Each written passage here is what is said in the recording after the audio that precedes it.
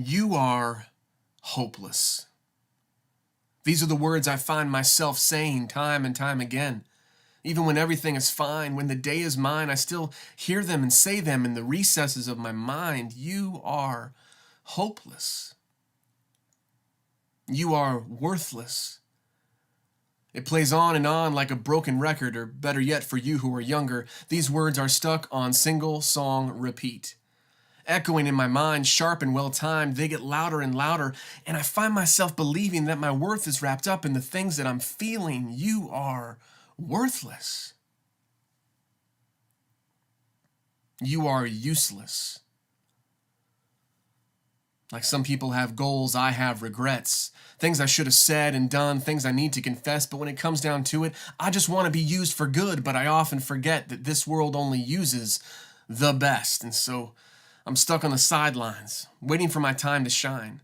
I must be here for a reason, for all my needing and bleeding. There must be rationale for the way I am grieving. You are useless. Maybe you say these things too.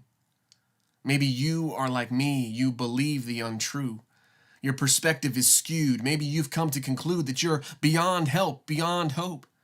Maybe you've come to see erroneously that you can't really be free. You think, might as well enjoy these chains, sit back and agree that there is no hope for the hopeless. You are wrong.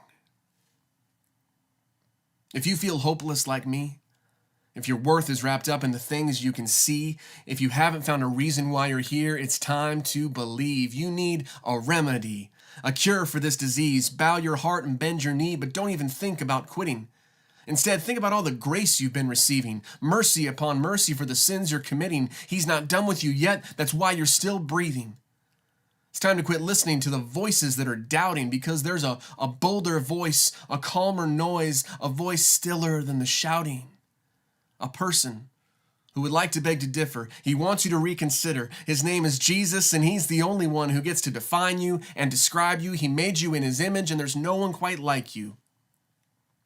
So from here on out, when the enemy starts plotting and your reflection starts mocking and the thoughts just aren't stopping, get up, stand up, and let the word do the talking.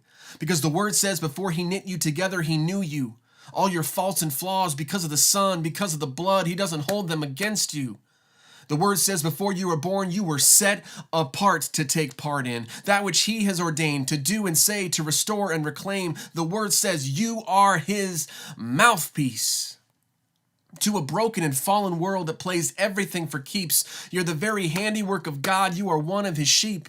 And like the shepherd that he is, he will lead you and guide you to a life more abundant than you can even lay sight to. He makes the blind see and the slave free. He makes the wrong right and the dark bright. He makes the weak strong and the outcast belong. In him there is help for the helpless. In him there is peace for the peaceless. In him there is power for the powerless. In him there is rest for the restless. In him there is use for the useless and worth for the worthless. In him there is hope for the hopeless.